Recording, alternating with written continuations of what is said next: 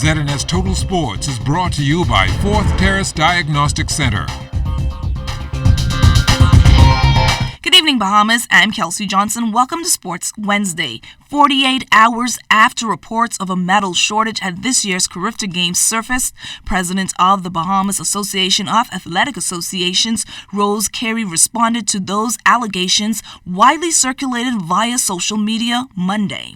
The Bahamas hosted the three-day meet, which saw more than 400 athletes from 26 countries participate over the Easter holiday weekend.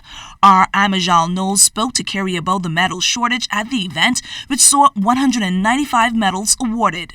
The Bahamas finished second in this year's Commonwealth Games, but not everything was smooth sailing. Several lingering issues remained post-event, the most prominent, an alleged medal controversy. So as to not have international athletes leaving empty-handed, several Bahamian athletes had to relinquish medals won during the Games to other countries.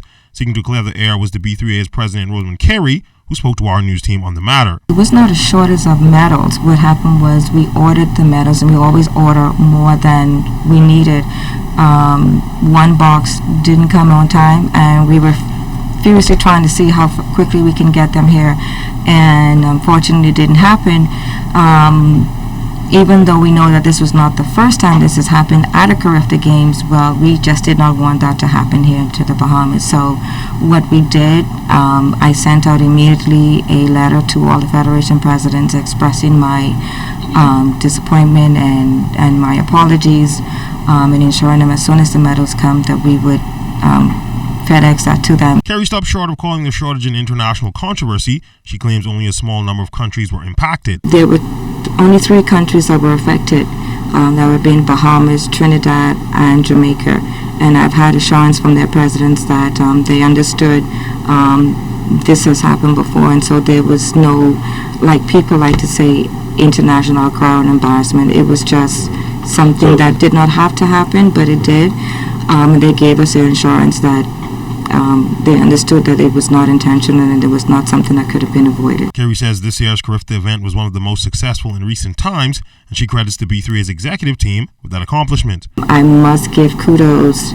I could not have done it without the support of Lionel Haven, Natasha Adderley, Tony Williams, and then we have our senior directors, Mr. Phil Gray, Patrick and Pancho Ramin, Ian Hutchinson. So we had a very, very good crew of persons who have the experience, who have the knowledge, who have the skill set, who were able to help pull off this most successful Commonwealth Games. Again, the Bahamas finished second in this year's Commonwealth standings. For ZNS Total Sports, I'm Amajal Knowles. The 41-member Commonwealth swimming team is returning home from Jamaica. The team dominated the annual meet, leading the medal chart and consequently winning the overall title. This year's victory is the 4th for Team Bahamas over the last 5 Commonwealth swim meets. The Bahamas also dominated the Commonwealth Water Polo Championships, winning all 3 divisional titles inclusive of the mixed under-14 team, the under-16 and under-19 teams. The 20th edition of the Commonwealth Games are officially underway in the Gold Coast, Australia. More than 4,500 athletes from 71 countries and territories are competing in the Games. A huge crowd settled into the Kahara Stadium Tuesday night to watch the colorful cultural display during the ceremony officially opened by Prince Charles, Prince of Wales. A 21-member team representing the Bahamas at the Games, which will officially get underway Thursday. Team Bahamas will compete in 6 sporting disciplines: track and field, swimming, boxing, wrestling, triathlon, and cycling. The latter is up first. The Commonwealth Games will wrap up on April 15th. Coach Yolette McPhee-McQuinn is headed to Ole Miss. The Bahamian basketball coach who headed the Jacksonville Lady Dolphins program will lead the University of Mississippi women's basketball team starting next season. McPhee-McQuinn sports an excellent win-loss record, which includes 3 postseason trips to the NCAA tournament. She leaves the Lady Dolphins with a 94-63 win-loss record, a 50-24 posting in the Atlantic Sun Conference. McPhee-McQuinn is excited about the move. I mean, this opportunity is big. The SEC is the best women's basketball conference in the country. I am going to be amongst some of the best coaches in the country.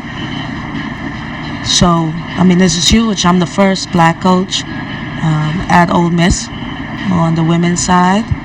And so I'm just looking forward to going up from here.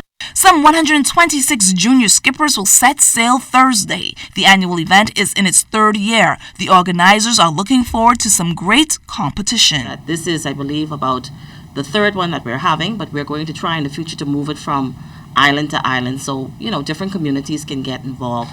And this is Grand Bahamas time. They are embracing it. We have the official opening tomorrow at 7 p.m. And on Friday, the races will start at, I believe, 10:30. I believe we go until about 4 each afternoon. The kids are all staying together.